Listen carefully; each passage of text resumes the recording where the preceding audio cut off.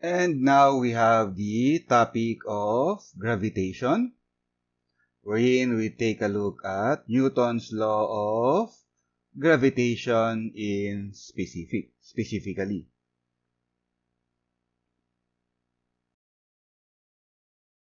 Objects attract other objects simply because they possess mass. This is referred to as gravitation.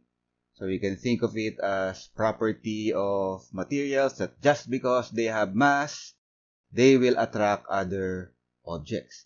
Say you have one object, mass of m1, another object, mass of m2. Because of their masses, the objects will attract each other. M2 will be attracted towards M1 with force F21, force on M2 due to M1, and M1 will be attracted towards M2 with force F12, force on M1 due to M2. The magnitude of the attraction force, the force of gravity between the two objects, is equal to Fg. So magnitude Fg, the direction is always towards the other object. So the object will be pulled towards the other object. That will give you the direction of the force experienced by this object, by M2, for instance. And F12, F21 interaction force between M1 and M2, they are equal in magnitude. F12 is equal to F21, so magnitude, but opposite in direction. And Fg is just equal to capital G M1 M2 over R squared, where capital G is the gravitational constant, 6.67 times 10 to the negative 11 Newton meter squared per kilogram squared. And M1, mass of object 1, M2, mass of object 2, and R is the distance between M1 and M2. Don't forget that R is squared, G M1 M2 over R squared. Now,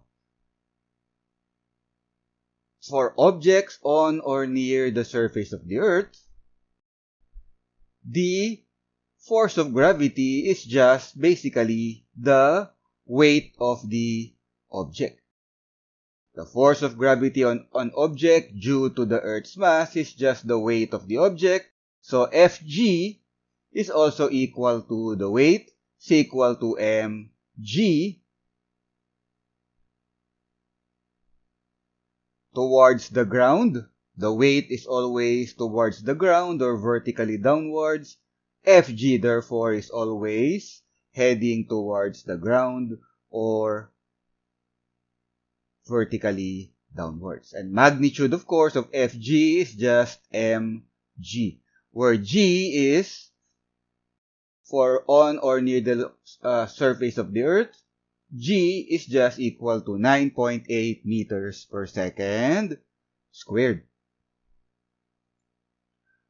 For locations far above the surface of the Earth, where R is very much greater than our Earth, radius of the Earth, 6.37 times 10 to the 6th power meters,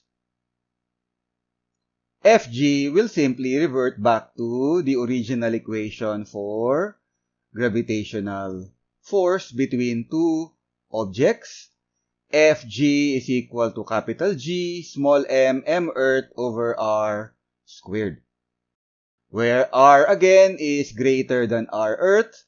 R Earth is radius of the Earth, 6.37 times 10 to the 6th power meters.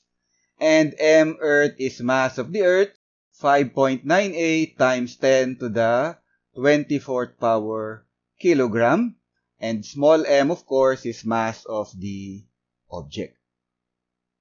On the other hand, if for one reason or another, the object is inside the Earth, we can use Newton's shell theorem to help us determine the weight of the object when it is inside the Earth.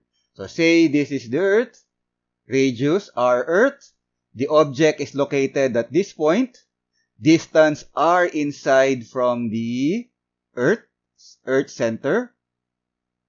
Newton's shell theorem tells us that for a uniform shell of matter, it does not exert any gravitational force on a particle located inside. So if we assume Earth to be of uniform mass distribution and R inside located, the object is located here, R inside distance from the center of the Earth.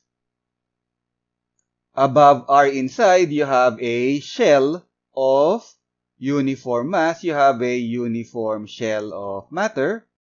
That uniform shell of matter will not exert any gravitational force on objects inside. So, an object at a distance R inside from the center of the Earth will not experience any gravitational force from this uniform shell of matter. The only gravitational force that the object will experience will be due to the matter of Earth or the substance of Earth that is inside the R inside sphere or distance. So assuming the Earth to be of uniform mass, the density of the Earth is constant all throughout. Density is just given mass divided by volume. So if we're talking about the total Earth, the whole Earth, m total, mass total of the Earth divided by the total volume of the Earth. But if we're looking at a point inside the Earth, mass of the Earth that is inside R inside or covered by radius R inside divided by the volume of the sphere described by radius R inside. So M inside divided by V inside. We are able to make this equality equation because density is constant. We assume it to be constant. Volume of the Earth, the volume of the sphere inside the Earth. Simplifying, we get M inside is equal to M Earth times R inside squared divided by R Earth squared.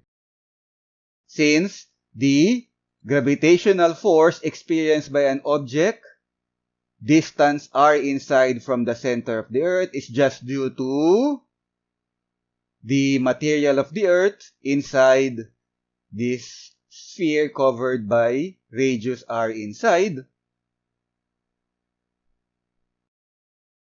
The gravitational force experienced by object of mass m will simply be given by capital G m inside over R squared in R inside squared.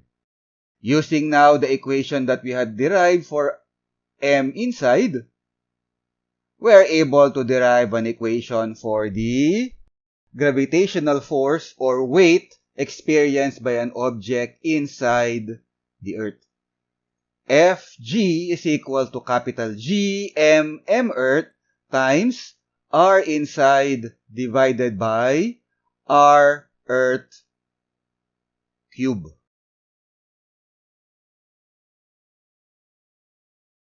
So, again, gravitational force between two objects. For Earth and an object, we have three cases: on or near the surface of the Earth, far away from the Earth, and inside the Earth. And that's it for now. That's it for this video, for this session. In the next video, we'll take a look at examples part of our discussion on Newton's law of gravitation. So, thank you for watching.